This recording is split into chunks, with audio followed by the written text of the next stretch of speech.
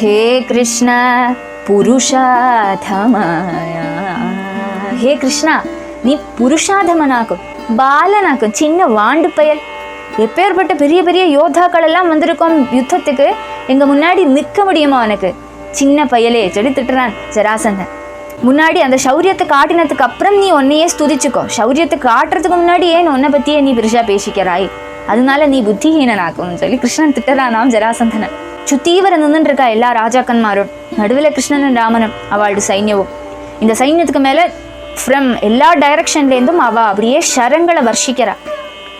இவாளுக்கு ஒரு பதில் கொடுக்கணுமே, அதுக்காக என்ன பண்ணினான், சுராசுரார்ச்சிதம், தேவன்மாராலையும் அசுரன்மாராலையும் பூஜிக்கப்படக்கூடியதான ஷார்ங்கம் சொல்கிற அந்த பெரிய வில்ல, அந்த தனுஷ் அப்படி கையில் உயர்த்துறான் கிருஷ்ணன். பலராமன் எப்படி யுத்தம் பண்ணுறார், அவருக்கு மெயினாக 2 ஆயுதம் தான், ஒரு ஒலக்கை ஒரு கலப்பை. கலப்பையால் இப்படி தரதரான்னு இழுப்பார், ஒலக்கையால் அடிப்பார், கலப்பையால் இழுப்பார், ஒலக்கையால் அடிப்பார்.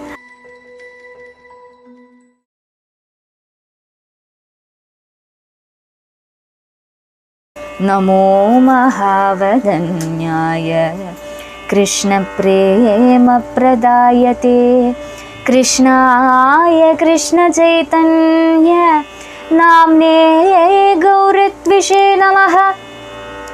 ஹரே ராமேதி கிருஷ்ணேதி நாம சங்கீர்த்தனம் சதா லோகக்ஷேமாய குர்வந்தம் प्रेमिकं सद्गुरुं भजे. तप्त काञ्चन गौरांगी राधे वृन्दावनेश्वरी वृषभानुसुते देवी प्रणमामि हरिप्रिये. जन्माद्यस्य यतोऽन्वयादि तरतश्चार्थेष्वभिज्ञस्वराट् तेने ब्रह्महृदायादिकवये मुह्यन्ति यत्सूरय तेजो वारिमृतां यथा विनिमयो यत्र सर्गो मृषा धाम्ना स्वेन सदा निरस्तकुहकं सत्यं परं धीमहि. धर्मप्रोत्थितकैतवोऽत्र परमो निर्मल्सराणां सदां वेद्यं वास्तवमत्र वस्तु शिवदं तापत्रयोन्मूलनं श्रीमद्भागवते महामुनिकृते किं वा परैरीश्वरः सद्यो हृद्यवरुध्यते यत्र कृतिभिः शुश्रूषुभिस्तत्क्षणात् निगमकल्पतरोर्गलितं फलं शुकमुखादमृतद्रवसंयुतं पिबत भागवतं रसमालयं मुहुरहो रसिका भुवि भावुका भूतैर्महद्भिर्ययिमा पुरो विभुर्निर्मायशेते यदमूषु पुरुष भुङ्क्ते गुणान् षोडश षोडशात्मक सोलं कृषिष्ट भगवान् वचांसि मे. जय श्रीकृष्ण चैतन्य प्रभो नित्यानन्द श्री अद्वैत गदाधर श्रीवासादि गौरभक्तवृन्दा. हरे कृष्णा कृष्ण कृष्ण हरे हरे हरे राम राम राम हरे हरे. गोपिका जीवनस्मरणं गोविन्द गोविन्द.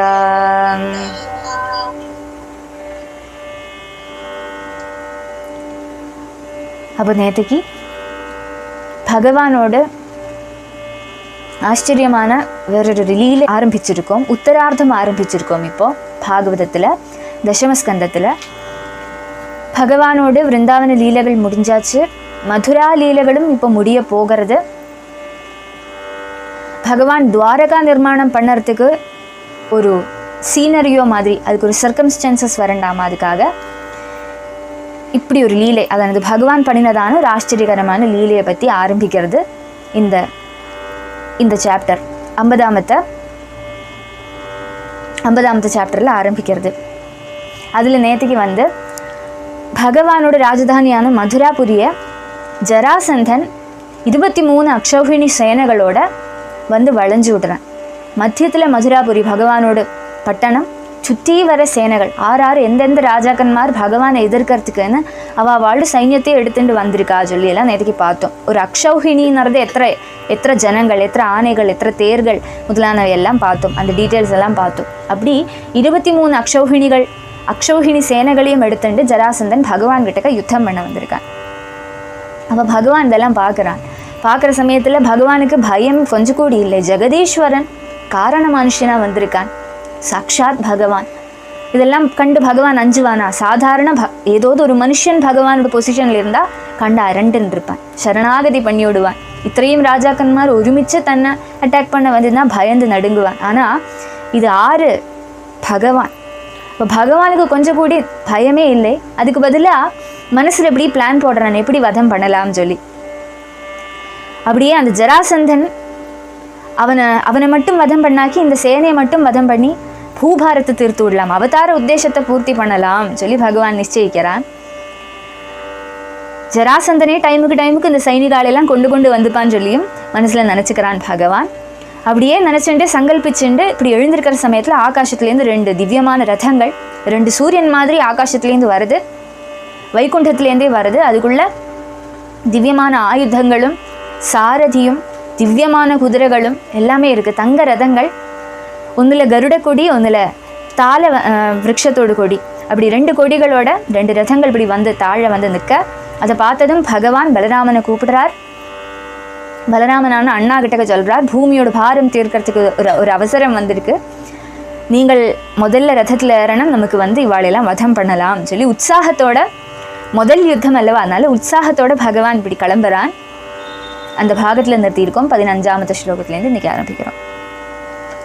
त्रयोविंशत्यनीकाख्यं भूमेर्भारमपाकुरु एवं सम्मन्द्र्य दाशार्हौ दंशितौ रथिनौ पुरात् निर्जग्मतु स्वायुधाढ्यौ बलेनाल्पीयसावृतौ शङ्खं दध्मौ विनिर्गत्य हरिर्दारुकसारथिः त्रयोविंशत्यनीकाख्यं भूमेर्भारमपाकुरु.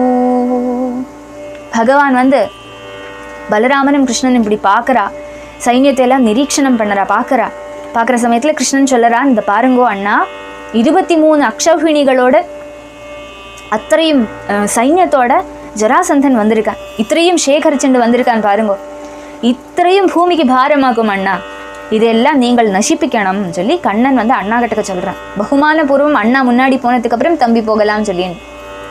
அப்படியெல்லாம் கிருஷ்ணனும் பலராமனும் இப்படி உற்சாகத்தோட தமிழை சம்வாதம் பண்ணிக்க, அவள் தமிழில் பிளானெல்லாம் போட்டுண்டு அண்ணாவும் தம்பியுமா பேசிட்டு என்ன பண்ணுறா, அதிகம் கௌதுகத்தோட அப்படியே விறுவிறுன்னு போய் அந்த ரதத்தில் ஏறி உட்காருறா. ஏறினதும் அங்கே திவ்யமான கவச்சங்கள் எல்லாம் இருக்கு, அதெல்லாம் எடுத்து பூட்டிக்கிறா. அவளோட திவ்யாயுதங்கள் எல்லாம் எடுத்து உயர்த்தி பிடிச்சுண்டு ரொம்ப கொஞ்சம் சைன்யம், 23 அக்ஷௌகிணி வந்துருக்கு இல்லையா, பேருக்கு யுத்தத்துக்கு போகிறது ஒரு சின்ன சைன்யத்தை எடுத்துட்டு போகணும். அதுக்காக இந்த மதுராப்பட்டினத்துலேருந்து ஏதோ கொஞ்சம் சைனிகாலே எடுத்துட்டு இவா 2 பேருமா ரதத்தில் விறுவிறுன்னு வெளியில் வரா. அந்த பட்டணத்துக்கு நேர இப்படி வெளியில் வரா, தேர்தளிச்சுட்டு தாருகனான பகவானோட சாரதி அப்படி ரதத்தை தேர்தளிச்சுட்டே முன்னாடி போகிறார். போகிற வழியிலே பகவான் தன்னோட திவ்யமான சங்கமான பாஞ்சஜன்யத்தை எடுத்து பம் பம் பம் சொல்லி ஊதுறான். அது எப்பேற்பட்ட சங்கு, அந்த சங்கு எப்படி கிடச்சிது, அந்த கதையெல்லாம் பார்த்தோமே. பஞ்சஜனன் சொல்கிற அசுரனை வதம் பண்ணி அந்த அசுரனையே ஒரு சங்கா எடுத்துட்டு கையில் சூடின்னு இருக்கான் பகவான். அதனாலே பாஞ்சஜன்யம் சொல்லி அதுக்கு பேர் வந்தது. பகவானோட திவ்யமான சங்கமாக்கும் எல்லாம் ஒரு வியாஜம் பகவான் கைக்கு வந்து சேர்றதுக்கு. அப்படியே அதை பம் பம் பம் சொல்லி ஊதிண்டே இப்படி வரான். அந்த நாதம் சத்ருக்களோட காதில் கேட்டதுமே அவள்லாம் நடுங்க ஆரம்பிச்சுட்டா. அப்படி ஒரு சப்தமாம், அதுக்கு அப்படி கம்பீரமான சப்தமாக்கும் பாஞ்சஜன்யத்துக்கு. அவளெல்லாம் துரகங்காரத்தை நசிப்பிக்கிற மாதிரி பகவான் அப்படி சப்திச்சுண்டு பாஞ்சஜன்யத்தை சப்திச்சுண்டு இப்படி முன்னாடி வரான். வரத்தை பார்க்குறத ஒரு சிம்மம் வர மாதிரி தோணுறதா. சிம்ஹம் வந்து காட்டுல இப்படி கர்ஜனை பண்ணிட்டு அலறிண்டு சிம்ஹநாதம் பண்ணிட்டு இப்படி முன்னாடி வரத்தியே சின்ன சின்ன மிருகங்கள் எல்லாம் பார்த்து அரண்டு ஓடி போயிடும். புலி, ஸ்ருகாலன் முதலான மிருகங்கள் எல்லாம் பயந்து நடுங்கிண்டு சிம்மத்துக்கு முன்னாடி நிற்கிறதுக்கே பயந்து விடும். ஆனை கூடி ஓடிவிடும். அப்படி அந்த மிருகங்கள் எல்லாம் எப்படி நடுங்கிறதோ, அந்த மிருகங்கள் எல்லாம் அந்த சிம்ஹநாதம் கேட்டதுமே எப்படி நடுங்கிறதோ அது மாதிரி இந்த பாஞ்சஜன்ய துவனி கேட்டு அந்த ராஜாக்கன்மாரெல்லாம் நடுங்க ஆரம்பிச்சு விட்டா. அப்படி அந்த சங்கத்தையும் முழக்கிண்டு பகவான் இப்படி கம்பீரமா வர அதுக்கப்புறம் என்ன சம்பவிச்சது?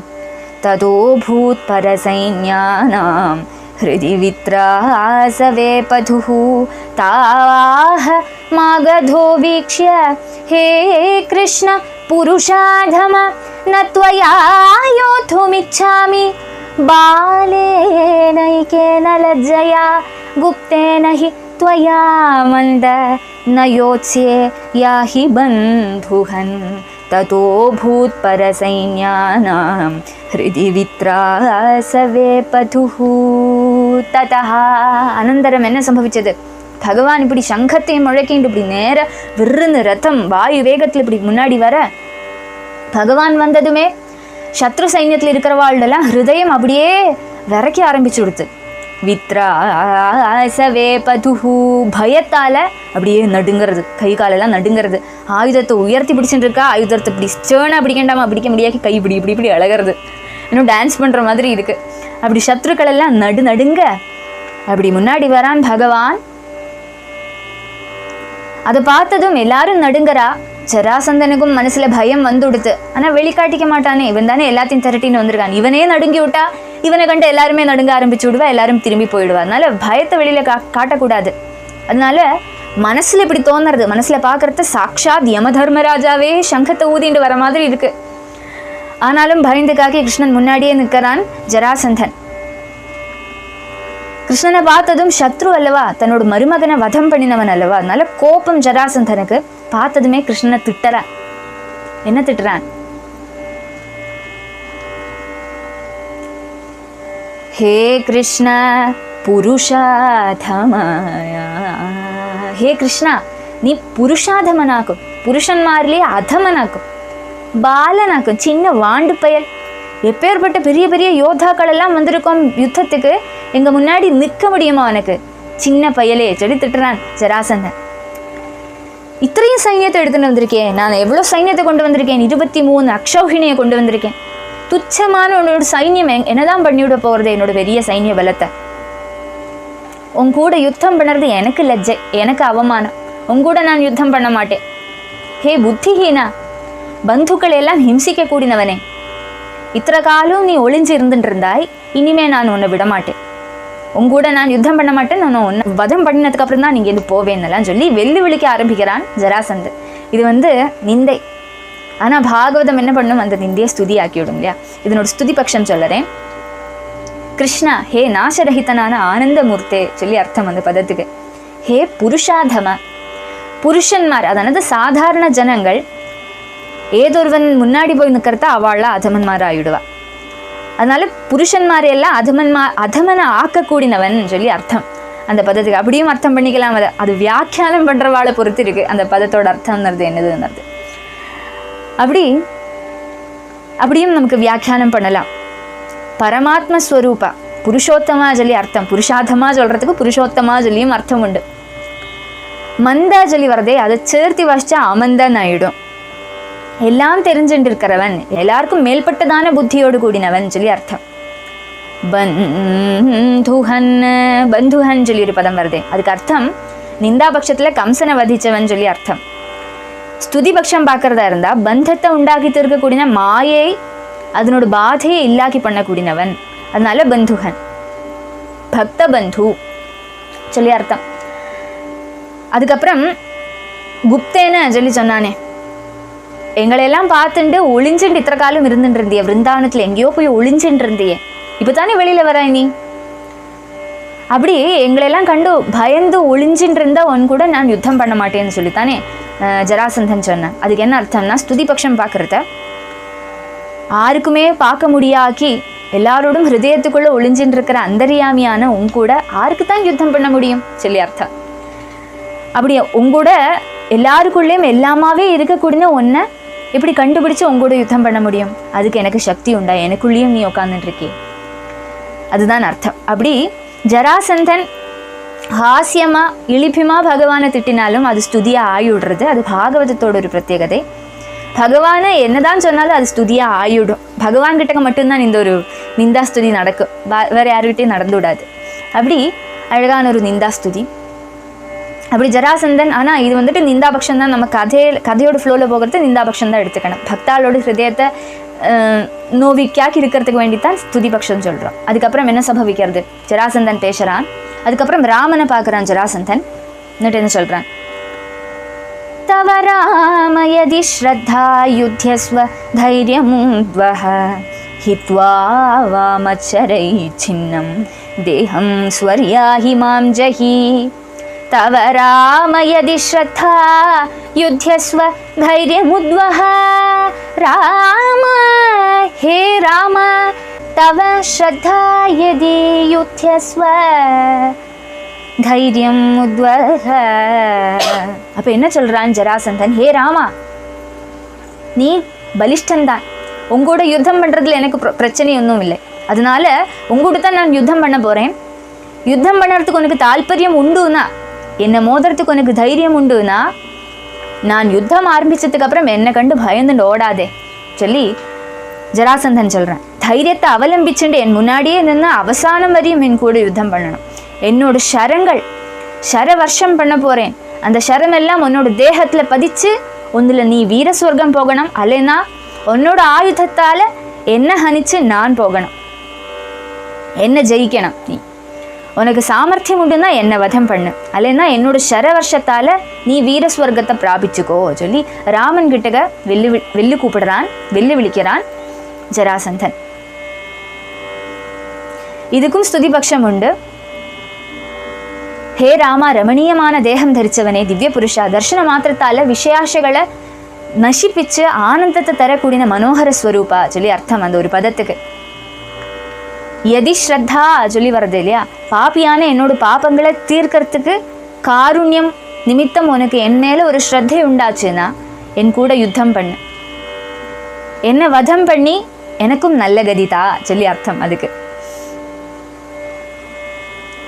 அப்படி ஸ்துதிபக்ஷம் பார்த்தோம். இப்படி எல்லாம் ஜராசந்தன், ஆனால் இதெல்லாம் நிந்ததான், ஜராசந்தன் நிந்ததான் பண்ணறான்.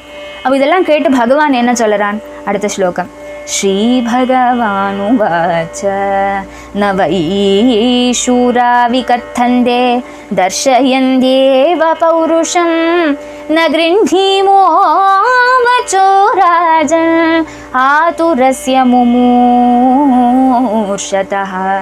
न वै शूरा विकथन्ते दर्शयन्त्येव पौरुषं शूराः न विकथन्ते.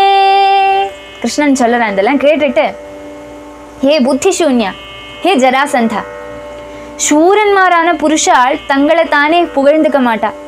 ஆத்மஸ்துதி பண்ணறியே, ஆத்மஸ்துதி ஆத்ம நிந்தைக்கு துல்லியமாக்குன்னு சொல்லி உனக்கு தெரியாதோ? ஸ்துதிக்கிறதுக்கு காரணமாக இருக்கக்கூடியனா அவளோட சௌரியத்தை யுத்தத்தில் பிரகாசிப்பிக்கணும். முதல்ல சௌரியத்தை காட்டணும். முன்னாடி அந்த சௌரியத்தை காட்டினதுக்கு அப்புறம் நீ உன்னையே ஸ்துதிச்சுக்கோ. சௌரியத்தை காட்டுறதுக்கு முன்னாடி ஏன் உன்னை பற்றியே நீ பெருசாக பேசிக்கிறாய், அதனால நீ புத்திஹீனனாக்கும்னு சொல்லி கிருஷ்ணன் திட்டறானாம் ஜராசந்தனை. ராஜாக்கன்மாரோட தர்மம் இது அல்லவே, தன்னைத்தானே புகழ்ந்துக்க மாட்டாளே ராஜாக்கள். சத்ருக்களோட பக்கத்தில் போச்சுன்னா அவளோட பௌருஷத்தால தான் அவளுக்கு பதில் கொடுப்பா. என்ன வாயால பேசுறேன், உன்னோட பௌருஷத்தை காட்டு, உனக்கு தைரியம் இருந்தா காட்டு சொல்லி கிருஷ்ணன் கூப்பிடுறானா. ரோகம் அதிகரிச்சு மரணம் அடையறதுக்கு வெய்யாகி கிடக்கிற ஒரு விருத்தன், வயசான ஒரு பாட்டா இல்லைன்னா பாட்டி ரொம்ப வெய்யாகி படுத்துட்டு இருக்கா, அவள் மரணம் அடுத்திருக்கு. அப்போ புத்தி ஒன்றும் ஒர்க் ஆகாது அவளுக்கு, என்னவோ பேத்த ஆரம்பிப்பா. ஒரு என்ன சொல்லுவா, சாரமே அல்லாத காரியங்கள் எல்லாம் என்னதாமோ பேசுவா, அதில் ஒரு அர்த்தமும் இருக்காது. அது மாதிரி என்னவோ பேத்துறியே முன்னாடி வந்து, அவ்வளோதான் அதுக்கு வேலை சொல்லி கிருஷ்ணன் திட்டறானாம் ஜராசந்தனை. அது கேட்டப்போ மகா கோபம் வந்துதான் ஜராசந்தனுக்கு. ஏன்னா வயசுல ரொம்ப பெரியவர் அல்லவா அவர். கம்சனோடு மாமனார் சொல்றது ஏஜ் தெரிஞ்சுக்கணுமே. அப்போ கிருஷ்ணன் கம்சனோடு குழந்தையோடு அந்த ஏஜ் தானே. அப்போ அதனால அந்த ஏஜ் டிஃப்ரென்ஸாலே, ஆனால் யுத்தம் வர சமயத்தில் யாருமே ஏஜ் ஒன்றும் பார்த்துக்க மாட்டா. சத்ருன்னு தெரிஞ்சுட்டு விட்டா அப்படியே எல்லாரும் தமிழ் கூப்பிட்டுப்பா. இப்போ கிருஷ்ணன் அதுக்கு மறுபடி சொல்ல, அது கேட்டதும் மகா கோபம் வந்தது ஜராசந்தனுக்கு. யுத்தம் ஆரம்பிச்சு கொடுத்து. ஸ்ரீசுக உவாச்ச ஜராசுதஸ்தாவபிஸ்ருத்ய மாதவோ மகாபலௌகேன பலீயசா வ்ருணோத் சசைன்யயானத்வஜவாஜி சாரதி சூர்யானலௌ வாயுரிவாப்ரரேணுபிः ஜராசுதஸ்தாவபிஸ்ருத்ய மாதவோ பலீயசா மகாபலௌகேன. அதிகம் சக்தி உள்ளதான மகாபலம் புரிந்தினதான மகா சைன்யத்தால ஜராசுதனான ஜராசந்தனான அந்த மகதராஜா என்ன பண்ணினான்? மாதவன்மாரான கிருஷ்ணனையும் பலராமனையும் அப்படியே அபிசரிச்சு விட்டான், அப்படியே சூழ்ந்துண்டு விட்டான், வளைஞ்சு கட்டி விட்டான். இப்போ கிருஷ்ணனும் பலராமனும் அவளோட சின்ன சைன்யமும் சென்ட்ரல் இருக்கு. மதுராப்பட்டினத்தை வளைஞ்சிருந்த தன்னோட சைன்யத்தை அப்படியே ஆஹ்வானம் பண்ணி இவாளை சுற்றி வளைஞ்சிட்டு ஒரு வியூகத்தை அமைச்சு விட்டா. ஆறு ஜராசந்தன். இப்போ வியூகத்துக்கு நடுவில் கிருஷ்ணனும் ராமனும் பட்டு இருக்கா. அதை பார்க்கணுமே. தேரில் குதிரைகள் எல்லாம் யோசிப்பிச்சுண்டு கொடிக்கூரையெல்லாம் உயர்த்திண்டு தேர் தெளிக்கிற சாரதியோட ஆக்ஞாபிக்கிறான். எல்லா சைன்யங்களும் கடகடகடான்னு வந்து கொடுத்து 4 பாகத்திலையும் பலராமனையும் கிருஷ்ணனையும் சுற்றி வளைஞ்சு கட்டின்னு ஒரு வியூகம் மாதிரி அமைஞ்சு நிற்க ஆரம்பிச்சு விட்டா. எப்படி வாயு மேகங்களால் அப்படியே கூட்டின்னு வந்து, மேகங்களை வாயு அப்படியே கூட்டின்னு வந்து சூரியனை மறைச்சு விடுமோ, அது மாதிரி கிருஷ்ணனையும் பலராமனையும் இப்படி மறைச்சு விட்டா. இவா கிளம்பி வந்தனாலே அந்த பொடி அப்படியே கிளம்புறது, தூளி கிளம்புறது. அந்த குதிரையெல்லாம் ஓடி ஆனையெல்லாம் ஓடி தூளி கிளம்பி அந்த தூளியால் அப்படியே ஆவருத்தமாக இருக்குது. கிருஷ்ணனின் ராமனுக்கு தெரியறதே இல்லை. அதுக்கப்புறம் என்ன சம்பவிச்சது? சுபர்ணதாலத்வஜ சின்னிதௌ ரதாவலக்ஷயந்த்யோ ஹரிராமயோர்மிருதே ஸ்திரிய புராட்டாலக ஹர்ம்ய கோபுரம் சமாஸ்ரிதா சம்முமுஹு சுஜார்த்திதாஹ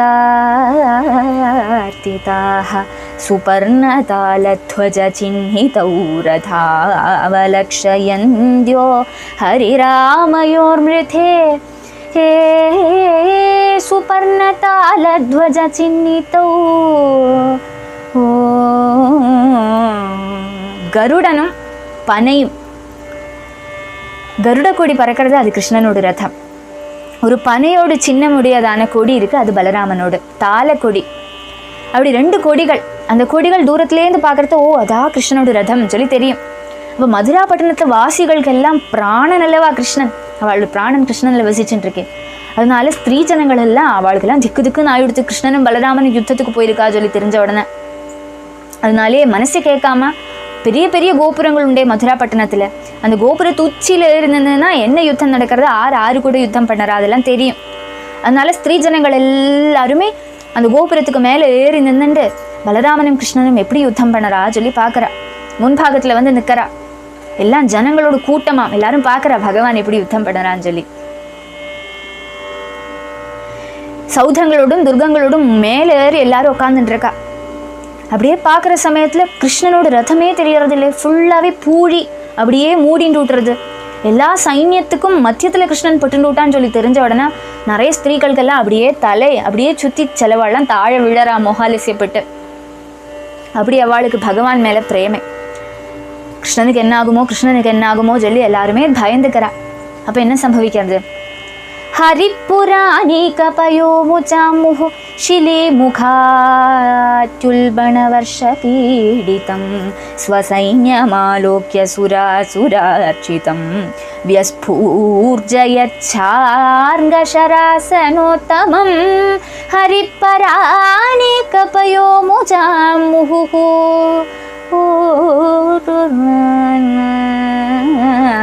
பராணீகபயோ முஜாம். சத்ரு சைன்யங்களாகிற மேகங்கள் ஷிலீமுகாத்யுல்பண வர்ஷ பீடிதம் பானங்களாகிற கோர மழையை பொழிஞ்சுண்டு தன்னோட சைன்யத்துக்கு மேலே அப்படியே வர்ஷிக்கிறா. சுத்தீவர நின்றுட்டு இருக்கா எல்லா ராஜாக்கன்மாரும். நடுவில் கிருஷ்ணனும் ராமனும் அவளோட சைன்யவும். இந்த சைன்யத்துக்கு மேலே ஃப்ரம் எல்லா டைரக்ஷன்லேருந்தும் அவள் அப்படியே ஷரங்களை வர்ஷிக்கிறா. துஷ்டன்மாரான இந்த சத்ரு சைன்யங்களை பார்க்கறதுக்கு மேகங்கள் மாதிரி இருக்கா. மேகத்துலேருந்து ஜலம் பொழியற மாதிரி ஜலத்துள்ளிகள் விழுற மாதிரி ஷர வருஷத்தை பொழியற அவள்லாம் அப்படியே அந்த அம்பை எய்து கிருஷ்ணன் மேலே விடுறா, கிருஷ்ணனோட சைன்யத்திலையும் விடுறா. மழை பொழியற மாதிரி இருக்கு பார்க்கறதுக்கு. தன்னோட சைன்யத்தில் எல்லாருக்குமே அந்த அம்புகள் கொள்ளறது. அவள்லாம் ஹா கஷ்டம் கிருஷ்ணா ரக்ஷி சொல்லி எல்லாரும் அழ ஆரம்பிச்சுட்டா, தன்னோட சைனிகால் எல்லாருமே.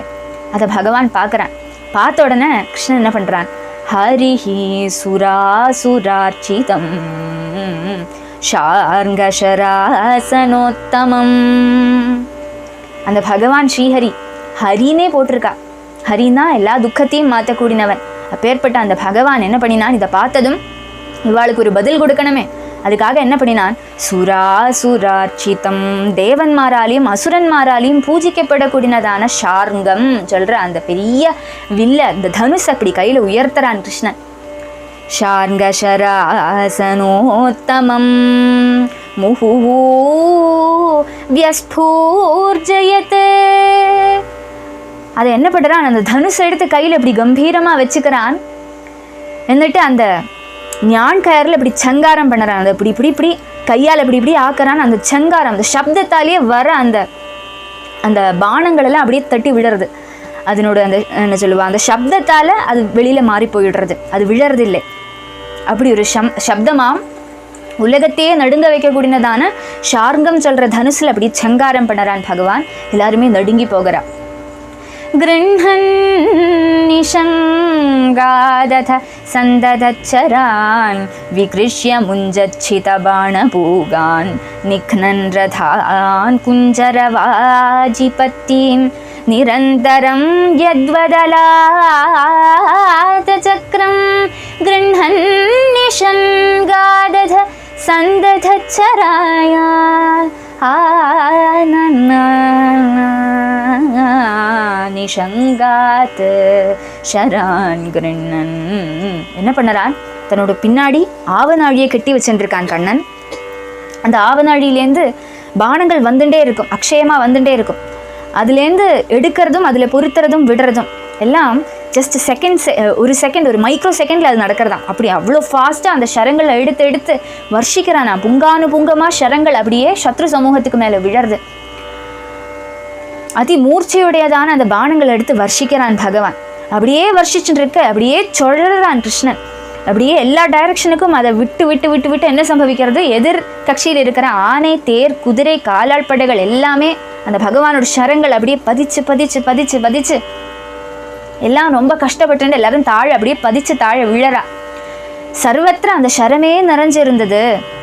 அது எப்படி சொல்லி கேட்கறது, தீக்கொள்ளி கையில் பிடிச்சு அதை வட்டத்தில் அப்படியே சுற்றினா எப்படி இருக்குமோ, அது ரவுண்டாக தெரியும் இல்லையா, அப்படியே அது மாதிரி விற்த்தாகாரத்தில் அதில் தெரிஞ்சது. அந்த ஷரங்கள் எல்லாம் அப்படி போகிறத பகவான் ஒரு சக்கரம் மாதிரி சொல்லிட்டு எல்லார் மேலேயும் ஷரத்தை வருஷம் பண்ணுறான். ஒரு ராமச்சந்திரனோ சொல்லி தோண்டி விடுறது, இது அவதாரம் மாறி எடுத்தோ சொல்லி தோணுறது. புங்கானுபுங்கமாக அப்படி பானங்களை வர்ஷிக்கிறான் பகவான். நிர்பின்ன கும்பா கரிணோ நிபேதுரநேகசோஷ்வா शरवृक्न गन्धरा रथा हताश्वध्वजसूतनायकाः पदातयच्छिन्नभुजोरुगन्धराः निर्भिन्नकुम्भा करिणो निपेतुरनेकशोष्वा शरवृक्न गन्धराः करिणः निर्भिन्नकुम्भाः. அப்படியே பார்க்குற சமயத்தில் ஒரு தடவை அப்படியே எல்லாத்தையும் விட்டுட்டு ஒரு பாஸ் கொடுக்குறான் கிருஷ்ணன். இந்த பாஸில் தான் தெரியறது சுத்தீவரை என்ன நடந்திருக்கு சொல்லி. பார்க்குற சமயத்தில் சுத்தீவரை இருக்கிற கஜங்கள் எல்லாம் அப்படியே தாழ பெருசாக விழுந்து கிடக்கிறது. அதனோட கும்பஸ்தலங்கள் எல்லாம் பேதிக்கப்பட்டிருக்கு. அதனோட வயறு பாகத்தில் ரொம்ப கும்பம் மாதிரி இருக்கும் இல்லையா, அந்த கும்பஸ்தலம் எல்லாம் ரெண்டாக பிரிஞ்சு அப்படி கிடக்கிறது கஜங்கள் எல்லாம். அநேகம் ஆனைகள் எல்லாம் அப்படி கிடக்க, நிறைய குதிரைகளும் அந்த ஷரத்தால் மேலெல்லாம் குத்தி அப்படியே விழுந்து கிடக்கிறது. நிறைய குதிரைகள் விழுந்து கிடக்கிறது. தேரில் பூட்டி இருக்கிற குதிரைகள் எல்லாம் அப்படியே தாழ விழுந்து கிடக்கிறது. கொடி அடையாளங்கள், கொடிகள் எல்லாம் தாழ விழுந்து கிடக்கிறது. தேரை நைக்கக்கூடின அந்த தேரோட்டிகளும் தாழ விழுந்து கிடக்கிறா. அதில் உட்காந்துட்டு யுத்தம் பண்ணக்கூடிய நாயகன்மாரும் தாழ விழுந்து கிடக்கிறா. காலாள் படைகள்ல இருக்கிறவாளோட சிலவாளோட கையெல்லாம் முறிஞ்சு கிடக்கிறது, காலெல்லாம் முறிஞ்சு கிடக்கிறது, துடைகள் எல்லாம் முறிஞ்சு கிடக்கிறது. இப்படி சங்கமா எல்லாரும் விழுந்து கிடக்க அங்கேருந்து ரத்தத்தோட ஒரு புழை ஒழுகி வர மாதிரி இருக்கு. संच्छिद्यमानद्विपदे भवाजिनामङ्ग प्रसूता शतशोऽसृगापगा भुजाहय पूरुषशीर्षकच्छपा हतद्विपद्वीपहयग्रहाकुलाः करोरुमीना नरकेशशैवला धनुस्तरङ्गायुधगुल्मसङ्कुलाः अच्छूरिका वर्तभयानका महामणिप्रवेका भरणाश्मशर्कराः प्रवर्तिता भीरुभयावहावृथे मनस्विनां हर्षकरी परस्परं विनिघ्नतारीं मुसलेन दुर्मदान् संकर्षणेन परिमेयते तेजसा संच्छिद्यमानद्विपदे भवाजिनामङ्ग प्रसूता शतशोऽसृगापगाः. என்ன நடக்கிறது? அப்படியே அந்த யுத்த களத்துல என்ன ஒரு காட்சி, அதை வர்ணிச்சுட்டு வரார். இங்க கவி ஆயிட்டார் வியாசதேவர். சுகபிரம ரிஷி என்ன சொல்றார்? கிருஷ்ணனை மாதிரியே அதிகமான பராக்கிரமம் உடையவர் தான் பலராமன். பகவான் பண்ணினதை சொல்றார். இனி பலராமன் என்ன பண்ணுறார்? அவர் ஒரு மூலையில் அவரும் யுத்தம் பண்ணிட்டு இருக்கார், ஒரு பாகத்தில் கிருஷ்ணனும் யுத்தம் பண்ணிட்டு இருக்கா. அப்படி ரெண்டு பேரையும் சகிக்க முடியறதுல எதிர்கட்சிக்கு ரெண்டு பேர் தான் யுத்தம் பண்ணறா. பலராமன் எப்படி யுத்தம் பண்றார்? அவருக்கு மெயினா 2 ஆயுதம் தான். ஒரு ஒலக்கை, ஒரு கலப்பை. கலப்பையால் இப்படி தரதரான்னு இழுப்பார், ஒலக்கையால் அடிப்பார். கலப்பையால் இழுப்பார், ஒலக்கையால் அடிப்பார். அதுதான் அவருடைய யுத்த பிரக்ரியை. அப்படியே ஆனைகளையும் குதிரைகளெல்லாம் காலாட்களையும் பெரிய பெரிய ராஜாக்கன்மார் எல்லாம் ஒலக்கையால் அந்த கலப்பையால் இழுத்து அடின்னு அடிக்கிறார். செம்மையாக உதைக்கிறார் பலராமன். அவருக்கு மகா கௌதுகம், ரொம்ப ரசமாக இருக்குது அவருக்கு. இதெல்லாம் ஒரு விளையாட்டு மாதிரி. அப்படி அமித பராக்கிரமசாலியான பலராமன் இப்படி ஒரு இடத்துல யுத்தம் பண்ண, பகவான் ஒரு இடத்துல யுத்தம் பண்ண, எதிர்கட்சிக்கு போருன்னு ஆயிடுத்து. சத்ரு சைன்யத்தில் இருக்கிற ஆனைகள், குதிரைகள், காலாள் முதலான பிராணி வர்க்கங்கள் எல்லாம் பகவானோட சார்ந்தத்திலேருந்து புறப்பட்டதான மூர்ச்சேர்னதான அந்த பானங்களால முறிஞ்சு தாழ விழறது. சிலதெல்லாம் மரணமே அடைஞ்சு கொடுத்து, சிலதெல்லாம் சாக கிடக்கிறது. கை காலெல்லாம் வேறிட்டு கிடக்கிறது, கழுத்து கிடக்கிறது, கழுத்து வரை இருக்கிற சரீரங்கள் மட்டுமே கிடக்கிறது, தலைகள் எல்லாம் ஒரு பாகத்துல கிடக்கிறது. அப்படி ஓரொரு ஜீவிகளும், மனுஷியாலும் அதே மாதிரி ஆனைகள், குதிரைகள் முதலானவையும் அப்படி அவயவங்கள் எல்லாம் முறிஞ்சு அப்படி கிடக்கிறது. அதுலேருந்து ரத்த தாரைகள் இப்படி பிரவகிக்கிறது, ஒரு நதி மாதிரி அப்படியே ஒழுகி வருது. அதை பார்க்கறத பீருக்கள் எல்லாம் பயந்து நடுங்கிட்டு ஓடி போவா. இந்த பூமியில, இந்த ருத்ர பூமியில தீரன்மாரான க்ஷத்ரியாளுக்கு மட்டும்தான் இருக்க முடியும். இதெல்லாம் பார்க்கறத க்ஷத்ரியாளுக்கு சந்தோஷம் வருமா, ஆனா பீருக்களுக்கு இதெல்லாம் பயந்து அப்படியே மயங்கி விழுந்து விடுவா. அதுதான் இங்க வர்ணிக்கிறார். இது சாதாரண நதி மாதிரியே இருக்காம். இதை பார்க்கறதுக்கு ரத்தத்தால் இப்படி ஒரு நதி ஒழுகி வரதே, இதை பார்க்கறதுக்கு சாதாரண நதி மாதிரியே இருக்கு. சாதாரண நதியில என்னென்னலாம் இருக்குமோ அதெல்லாம் இதுலயும் தெரியறதாம். என்னென்ன தெரியறதுன்னு உள்ளது இங்க வர்ணிக்கிறா. மனுஷியாளோடு முறிஞ்சு போனதான கைகள் இந்த நதியில சர்ப்பங்களா இருக்காம். தலையோடுகள் ஆகிற ஆமைகள் இருக்காம். ஆனைகள் ஆகிற தீபங்கள் இருக்காம். குதிரைகள் ஆகிற முதலைகள் இருக்காம். கைகள் துடைகள் ஆகிற மல்சியங்கள் இருக்காம். தலைமுடிகள் ஆகிற அந்த சின்ன சின்ன செடிகள் இருக்காம், சண்டிகள் இருக்காம். வில்லுகள் இருக்கே, அவாவா கொண்டு வந்த வில்லு அதெல்லாம் அங்கங்க கிடக்க. அதெல்லாம் பார்க்கறதுக்கு திறமாலை மாதிரி இருக்காம், அலை மாதிரி இருக்காம். ஆயுதங்கள் ஆகக்கூடியதான சின்ன சின்ன செடிகள், பரிச்சைகள், சக்கரங்கள் முதலான சுழிகள், உத்தம ரத்னங்கள் அங்கங்க அவாவா போட்டுருந்த ஆபூஷணங்கள்லாம் சின்ன சிதற கிடக்க. அதெல்லாம் பார்க்கறதுக்கு கல்லுகள் மாதிரி இருக்கா. நதி கடியில கல் இருக்குமே அது மாதிரி. அப்படி ரத்தத்தால் ஒரு பெரிய புழை ஒழுகி வர்றது, ஒரு நதி ஒழுகி வர்றது. அது சாதாரண நதி மாதிரியே இருக்கு சொல்லி வர்ணிக்கிறாருங்க கவி ஆயுட்டார். இத்தனை அதிகம் ஜீவ ஜந்துக்களையும் அதே மாதிரி துஷ்டன்மாரான பூமிக்கு பாரமான ராட்சசாம்சமா பிறந்திருக்கிற ராஜாக்கன்மாரையும் பகவான் பலராமனும் கிருஷ்ணனும் வதம் பண்ணறா சொல்லி இங்க நிறுத்திக்கலாம். இதுக்கப்புறம் என்ன சம்பவிக்கிறது, ஜராசந்தனுக்கு என்ன சம்பவிக்கிறது உள்ளது நாளைக்கு பார்க்கலாம். ராதே கிருஷ்ணா. गोपिका जीवनस्मरणं गोविन्दा गोविन्दा।